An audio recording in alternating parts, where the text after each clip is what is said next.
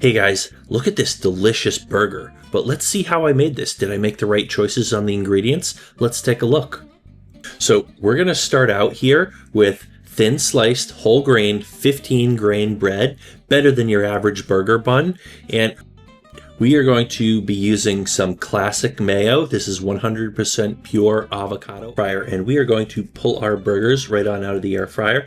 I think they came out pretty well considering how I made them. I made these burgers from scratch, just from some ground up meat. Probably could have included that in the video, but I skipped that part. So next we're going to cut back over here to our cheese, which is laid out in two different piles on the plate. Each pile is a different type of cheese. So we're going to go ahead and put a slice from each of those piles on each of these burgers. So each burger gets two types of cheese. And there we go. We cut away to after I put all the slices of cheese on there, and we're going to throw them back in the air fryer to, just to heat, to melt the cheese a little bit more. And I'm actually going to leave them in a little bit too long. But let's pull these out and see how everything worked out. Now, I think these would have been ideal if I left them in for like maybe 1 minute less. Now, the cheese looks pretty good, but you see that one burger in the lower left there, most of the cheese stayed on top and it's nice and thick. The other ones are a little thin and just not enough cheese stayed on top. A lot of it actually melted through. So yeah, I could have cooked those a little bit less. Anyways, we're going to place them on our bread right here. So I like to put the burgers on the actual bottom layer.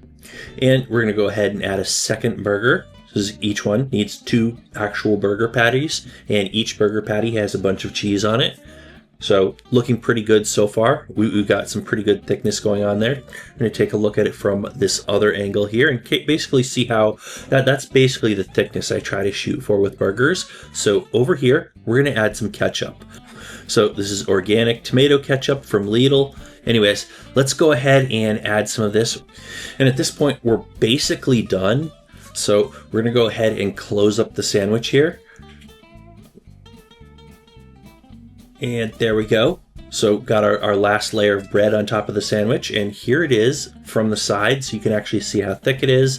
Now it's debatable, it's controversial. Some people prefer a wider burger, whereas other people think stacking them up and making them thick is the right way to go. I think this is the optimal thickness. Personally, I think this is great.